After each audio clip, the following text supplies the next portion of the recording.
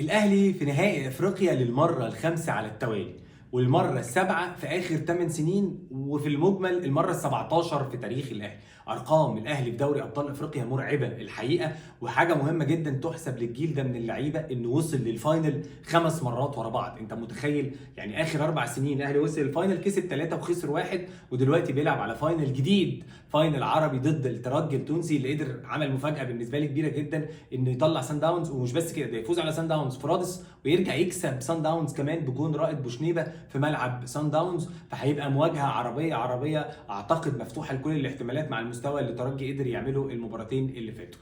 ماتش الاهلي ومازيمبي، ثلاثيه الاهلي وفوز مستحق للاهلي في مباراه العوده. والحقيقه من مباراه الذهاب الاهلي عمل مباراتين كويسين جدا. مباراه الذهاب كانت مباراه تكتيكيه ودفاعيه كويسه جدا جدا من لعيبه الاهلي، قدر الاهلي يضيع فيها اكتر من فرصه يرجع بالتعادل. مباراه العوده الاهلي ضيع كميه فرص الشوط الاول، كوره عمرو السوليه، كوره وسام ابو علي، وكان الاهلي قادر يوصل للجون طول الوقت وبيضيع فرص كتيره جدا.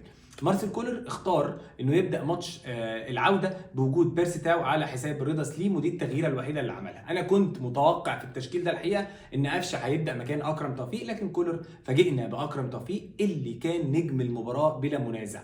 وهنا بقى اكرم توفيق، الراجل اللي لعب في مركز رقم 6 في المباراتين، مباراة الذهاب وكان ليه دور كبير جدا دفاعيا في الضغط وقطع الكورة، ثم في مباراة العودة عمل واحد من أجمل مباريات أكرم توفيق. والحقيقة أكرم توفيق أنا كنت بشوف إنه غلطان الفترة اللي فاتت، إنه كان معصلك دماغه إنه ما يلعبش غير باك رايت. أنا ما بلعبش غير باك رايت. قد يكون إنه لما بيلعب مع الأهلي بيلعب رقم 8، ففي غياب مروان عطية هو لعب رقم 6، فأجاد جدا أكرم توفيق. أنا بشوف مان أوف ذا ماتش النهارده بالتأكيد هو أكرم توفيق. كل الكور المشتركة بيخش ياخدها، كل الكور التانية بيخش ياخدها، عنده قدره، عامل انقاذ تاريخي في الكوره دي، انقاذ اهم يعني انقاذ في المباراه كان مهم لا يقل ابدا عن ان الحكم لغى جون الفار، لان دول نقطتين التحول في الماتش. الراجل شال كوره من على خط الجون، كانت جون مليون في الميه، قدر يسجل في الاخر، وده كان تتويج لمجهود اكرم في قطع الكوره، في المجهود البدني الكبير جدا اللي عمله اكرم توفيق. واحد من اجمل ماتشات اكرم توفيق. والحقيقه برضو دي نقطه ليها علاقه بكابتن حسام حسن، لما اكرم توفيق يروح المنتخب هو اكرم يصنف لعيب رقم 6 او باك رايت مش 8. اكرم لا يجيد مركز رقم 8 ده تماما يا جماعه. فخلينا نقول ان اكرم توفيق هو مان اوف ذا ماتش، عمل واحد من افضل مبارياته. الاهلي الشوط الاول كان عنده شارع ناحيه اليمين لمازيمبي، الشمال بتاع الاهلي، واي حد بيتفرج على مازيمبي عارف ان مازيمبي عنده باك رايت عالمي اسمه ابراهيم كيتا، لعيب منتخب موريتانيا، قوي جدا هجوميا لكنه ضعيف جدا دفاعيا.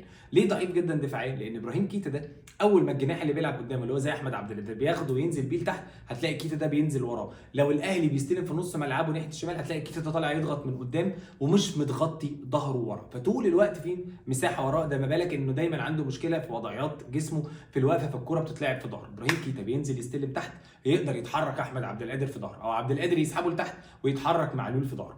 الاهلي الشوط الاول 3 كور من ظهر كيتا، وكان يقدر يعمل اكتر من كده بكتير لو امام عاشور كان في الملعب. ليه بقى؟ لان عاده لما بتاخد الباك رايت ده وتنزل بيه لتحت، اوتوماتيك لازم لعيب رقم 8 اللي هو كوكا في الجيم ده يتحرك، يروح يتحرك في المساحه دي. ودي ميزه امام عاشور عن كل لعيبه نص ملعب الاهلي، انه لعيب رقم 8 شمال يتحول الى جناح لما الجناح بتاع الاهلي يخش في العمق. الاهلي افتقد ده الشوط الاول، وبدا يتحسن نسبيا لما امام عاشور نزل في التغييره الاولى مكان عمرو السوليه. وبالمناسبه عمرو السوليه عمل مباريات معقوله. عمرو السوليه ما بقاش قادر على المباريات اللي فيها فيزيكال قوي وفيها ضغط كتير، رغم ان هو كان في اول 10 دقائق ليه فرصتين على مرمى مازيمبي، والاهلي اتحسن تدريجيا كمان بعد خروج عمرو السوليه. يبقى دي الجبهه الاولى اللي كنا بنتكلم عليها. الناحيه الثانيه الشوط الثاني مازيمبي امتلك نص الملعب لمده 10 دقائق في الشوط الثاني، وقدر يدور الكره واخد 2 كورنرز في منتهى الخطوره، واحده شالها اكرم توفيق. وهنا في مشكله عند الاهلي في الرقابه في الكور الثابته يا جماعه. الاهلي عنده مشكله كبيره جدا في الكور الثابته. الكوره اللي لعبها الراجل رقم اللي عنده 18 سنه ده وشالها اكرم توفيق، الراجل رايح على البعيده لوحده تماما، حط الكوره ببطن رجله شالها. كوره الجون كورنر، رجعت الكوره عرضيه وهي بتتعمل الكروس كده، ولا واحد في دفاع الاهلي مراقب. الكوره اتلعبت في النص، كان لازم مصطفى شوبير كمان اعتقد يطلع ياخد الكوره دي او يضربها بالبوكس. الجون ده اتلغى، وده كان واحد من اهم يعني التيرنينج بوينتس في المباراه. ولكن الكوره دي جون مسؤوليه ما بين مصطفى شوبير وطلوعه وما بين الديفنس بتاع الاهلي اللي عنده مشكله في الماركنج كبيره جدا وفي الرقابه في الكور العرضيه، سواء هو بيدافع زون او بيدافع مان تو مان. الحقيقه بعد كده الاهلي من مع لحظه ان الحكم لغى الجون ده، فرقه الاهلي بالجماهير كل الناس انتفضت. قدر الاهلي بعد كده يسجل الجون الاول، التريد مارك اللي احنا عارفينه، علي معلول محمد عبد المنعم. وهتلاقيني عامل فيديو تاني على التيك توك موجود عن العلاقه اللي ما بين علي معلول ومحمد عبد المنعم في الكورنرز، وهي جمله محفوظه. الراجل يهرب، اي حد يروح يعمل بلوك وهو ياخد هاف تيرن لبره ويروح على القريبه يحط الكره. وطبعا غلطه حارس مرمى مازيمبي، ثم جون تاني اتفتحت المساحات، بيرسي تاو انطلق بالوحده شاط كره تانيه غلط منها غلطه الجون. وانا عايز اقف عند احمد عبد القادر اللي عمل مباراه كامباك جامده جدا لاحمد عبد القادر. احمد عبد القادر كان بعيد جدا جدا لدرجه انه خلاص كان هيمشي من الاهلي، بس يحسب لعبد القادر، يحسب لحد دلوقتي انه رجع في المباراتين الاصعب دلوقتي للاهلي. لعب مازيمبي في مازيمبي وعمل جيم دفاعي قوي، وفي مباراه القاهره عمل مباراه اكتر من ممتازه. ليه بقى؟ لان الاستمراريه هي المقياس اللي بيميز حسين الشحات او تاو عن عبد القادر، هي الاستمراريه، ان طول الوقت هم كونسيستنت يدوك 50 60% كل ماتش منهم. عبد القادر بيطلع نار من بقه وفجاه تلاقيه ضرب غطس، وده على فكره من الشوط الثاني من ماتش الزمالك في الدوري لما نزل احمد عبد القادر جاب جون وكان قالب الجيم في ساعتها لمصلحه الاهلي. لكن عبد القادر بالواحد على واحد بتاعته عمل ازعاج كبير جدا لكيتا. جيم كبير جدا من احمد عبد القادر. اخيرا الاهلي قدر يفنش الجيم بالجون بتاع اكرم توفيق. زي ما اتكلمنا الاهلي عنده مشاكل كبيره في الحته الدفاعيه في الكور الثابته، انا قلت عليها من شويه. خلي بالك الاهلي هيلعب مع الترجي ودول ملوك الكور الثابته في شمال افريقيا. في نفس الوقت الاهلي عنده ازمه في نص الملعب، لكن من هنا لفاينل افريقيا الاهلي هيكون عنده 4 ماتشات في الدوري، هيقدر يعمل فيهم روتيشن، هيقدر يستعيد جزء كبير جدا من اللعيبه المصابين عشان ترجع بعد كده لغايه ما يلعب. المباراه الاولى هتبقى في رادس والمباراه الثانيه هتبقى في القاهره ان شاء الله ماتش الفاينل. في المجمل مباراه مستحقه مليون في المية للاهلي انه يكسب.